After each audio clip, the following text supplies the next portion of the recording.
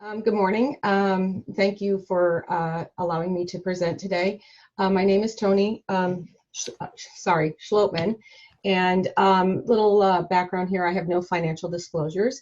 I have been a program coordinator for 10 years, and for the last 6 years, I have been managing multiple programs. Along with vascular, I also have cardiothoracic and plastics, all independent programs. And over the last 10 years, I have worked with 6 different program coordinators, program directors. I wanted to go through just really quickly the relationship with the partnership here with the coordinator support for the PD. In no way is this an inclusive list, but just some of the things that your coordinator would be doing to help support you and your success as the PD of the program. One of the main and most important thing are regular coordinator program director meetings. It varies. A couple of my program directors would like to see weekly, some are monthly, but it is important to stay on a schedule for these. Your coordinator should be proactive in identifying deficiencies within your program, not being afraid to speak up when they see something, and also help with the development of action plans for these situations. Your program coordinator should be a very organized person. As you could see from the previous presentation, there is always something to be done, monthly, weekly, daily. The list is endless. Your program coordinator should also be involved. So don't be afraid to allow your program coordinator to attend other meetings in your place. You can't be everywhere at all times. You have lots of clinical responsibilities on top of your academic responsibilities. So your program coordinator can attend meetings such as, resident fellow faculty meetings, curricular development meetings, GMAC meetings. They are your voice, eyes, ears when you cannot be available. Availability is key on both ends. Answering emails, texts, and calls promptly are important, and your coordinator should maintain a regular work schedule while also being flexible to the change needed to support your program.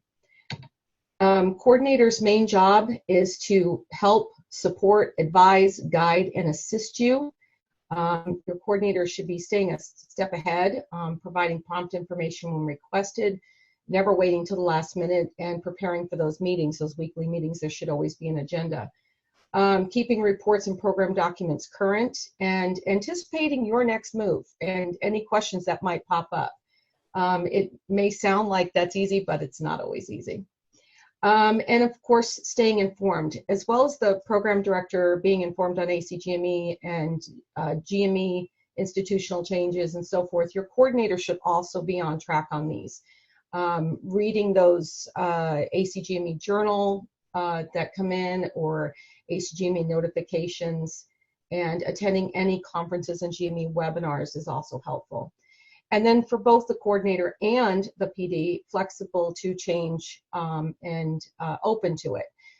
Everyone has a different style. Everyone has different ideas. As long as those ideas and styles don't conflict with the ultimate goal of your program, you should be willing to hear each other out and make those changes when needed. How the director supports the PC is also very important. And again, go back to communication. Include your program coordinator in decision making. Your program coordinator is very knowledgeable.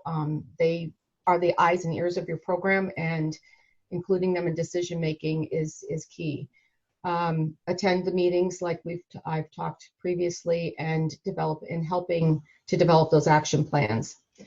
Prioritize these meetings. I can't emphasize this enough. Your schedules are busy, but when you constantly reschedule your meeting with your coordinator, it sometimes will send a message that, well, I've got more important things to do and you're just going to have to wait. And that is something that I've heard in other meetings with program coordinators, is that support. So try to stay on task with those, and allow the two-way conversation with your coordinator. Again, they're very knowledgeable in what is needed for your program. And also anticipate impromptu meetings. And from time to time, that is going to happen. Issues are going to come up, and whether it's a Zoom meeting, a text, a phone call, face-to-face, those meetings should take place. And encourage an open door policy with your program coordinator. Allow that person to come in as needed and discuss program issues. Provide timely responses. Again, going back to the emails, texts, calls, as soon as you can. I've worked with several, as I said, program directors, and some will answer promptly. Some it takes numerous times for me to ask for a reply. But keep in mind that a lot of times when your coordinator is reaching out to you, there is a time, sorry, I completely lost track here. Sorry. They're trying to get answers back to either ACGME or GME or faculty within your program, or even your residents and fellows. So getting those replies back are very helpful. And also, as was with the previous presentations, familiarize yourself with the common program requirements and your specific program requirements. In no way will anybody have these memorized, but knowing them and being on top, or at least familiarizing yourself with them, also helps your program coordinator. We do read those and work with them day in and day out, and it is helpful when both are on the same page. Support your PC with reminders to core faculty. This is a huge issue that I find when those deadlines are approaching. Evaluations, whatever system you use, we use New Innovations here at University of Nebraska Medical Center. Program coordinators could send endless reminders to faculty, and sometimes it isn't until the PD reaches out and they say, oh yeah, okay, I'll get that done. Milestones are done semi-annually. I usually send out the milestone document. We also have the faculty complete these in New Innovations ahead of our CCC meeting, so that we can then, I create a average report, and then it makes the meeting go smoothly, because then we can discuss, well, are they really at a 3.0 or should they really be at a 3.5? And it opens up that dialogue for the faculty to talk about the fellows with a little more focus. And of course, the annual survey, today is the 26th here today, and ours is due next week, and I still have a couple of faculty that haven't completed theirs. So the program director getting involved in those, saying, please log in and do this. We have smaller programs here, so we do require 100% from our core faculty to complete those. 70% is only required by the ACGME. And of course, the annual program update. Faculty scholarly activity is probably one of the most difficult things that I have to retrieve. And sometimes we get it from the faculty, sometimes we get assistance from their administrative assistants, but ultimately we need all that information in for that annual update, and having the PD be a support system for that is really helpful in hitting that deadline. Resident fellow issues. This is something that will come up. No program is perfect, no fellow is perfect, no resident is perfect. There's always going to be something that will come up. Addressing them promptly, supporting your PC and listening to their concerns, and then implementing a plan and following through will help those issues resolve. And invest in your PC. Your program coordinator has a busy schedule, but one thing that we do see from time to time, there's many articles about this, is coordinator burnout or an overturn. So encourage activities that enhance job satisfaction and advancement.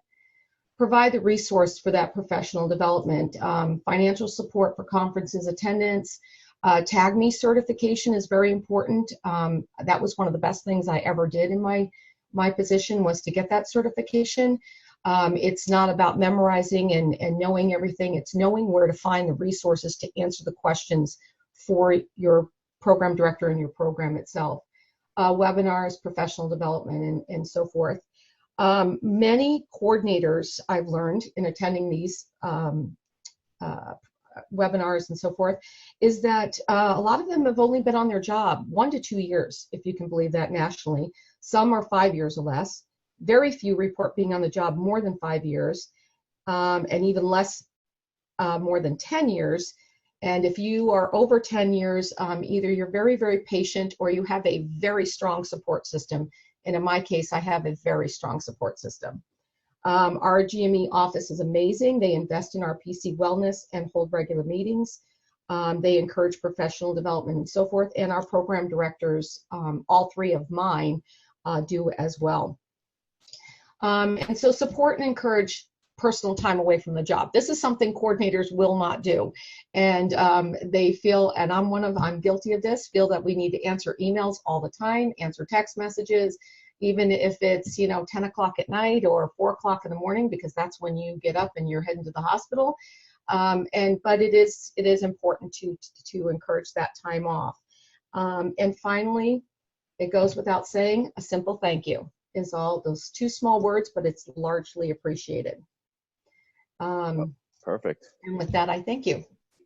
Tony, thank you so much. I think certainly on behalf of all the program directors on the phone call and the new program directors, we absolutely understand we can't do any of this stuff without a strong program coordinator. So